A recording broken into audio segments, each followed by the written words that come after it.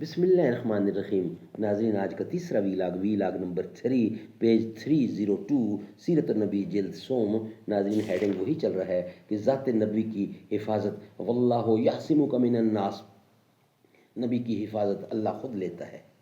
وَاصْبِرْ لِحُکْمِ رَبِّکَ فَإِنَّکَ بِأَعْیُنِنَا، اپنے رب کے حکم کے انتظار میں صبر کیے بیٹھا رہے کہ تو ہماری آنکھوں کے سامنے ہے۔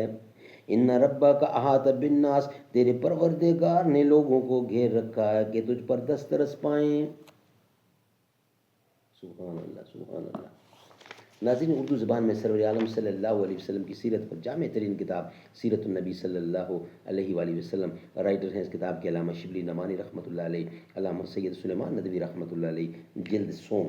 بسم اللہ الرحمن الرحیم، الحمد للہ رب العالمین، والصلاة والسلام علی سید المرسلین وعلی آلہ واصحابہ اجمعین۔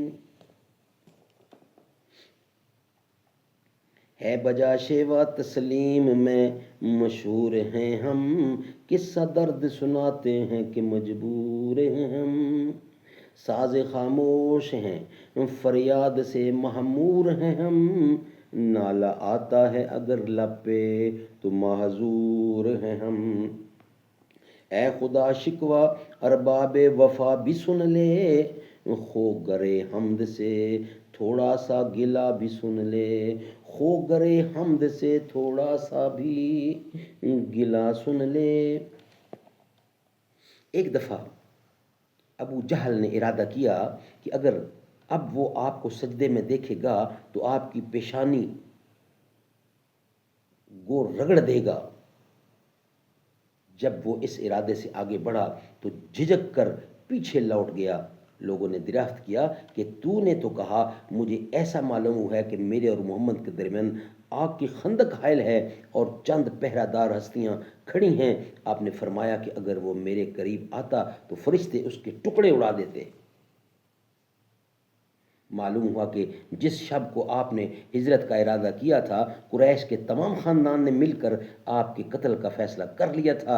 قریش کے بہادر رات بھر خانہ اقدس کا پہرہ دے رہے تھے، تاہم آپ ان کے سامنے سے نکل گئے اور نکلے۔ زبان مبارک پر یہ آیت پاک تھی، وَجَعَلْنَا مِن بَيْنِ أَيْدِيهِمْ سَدًّا مِن خَلْفِهِمْ سَدًّا فَأَغْشَيْنَاهُمْ فَهُمْ لَا يُبْصِرُونَ، سورۃ یاسین۔ اور ہم نے ان کے آگے اور پیچھے دیواریں کھڑی کر دیں، ان کی آنکھوں پر پردہ ڈال دیا کہ وہ نہیں دیکھتے ہیں۔ وَجَعَلْنَا مِن بَيْنِ أَيْدِيهِمْ سَدًّا وَمِن خَلْفِهِمْ سَدًّا فَأَغْشَيْنَاهُمْ فَهُمْ لَا يُبْصِرُونَ، اور ہم نے ان کے آگے اور پیچھے دیواریں کھڑی کر دیں، ان کی آنکھوں پر پردہ ڈال دیا کہ وہ نہیں دیکھتے ہیں۔ پہرے داروں کی آنکھوں پر قدرت نے مہر لگا دی اور حضرت صلی اللہ علیہ وسلم ان کے درمیان میں سے نکل کر چلے گئے۔ صبح ہوئی تو دشمنوں نے دیکھا، یعنی دشمن آپ کے تعاقب میں اس غار تک پہنچ گئے جہاں آپ اور حضرت ابو بکر صدیق جا کر چھپے ہوئے تھے، اور وہ اس غار کے دہانہ تک پہنچ گئے، اور اگر وہ ذرا جھک کر دیکھتے تو ان مقدس پناہ گزینوں پر ان کی نظر پڑ جاتی، مگر خدا نے ان کی عقل اور دور اندیشی کے نور کو بجھا دیا کہ نیچے جھک کر دیکھنے کا خیال تک ان کے دل میں نہیں آیا۔ ناظرین، یہ تھا ویلاگ نمبر 3۔ انشاءاللہ اس کا بقیہ حصہ ہم ویلاگ نمبر 4 کی صورت میں آپ کے سامنے رکھیں گے۔ ویلاگ نمبر 3 ہمارا کمپلیٹ ہوا، ابھی یہ بقیہ ہے، انشاءاللہ وہ پیش کریں گے ہم آپ کے سامنے ویلاگ نمبر 4 کی صورت میں۔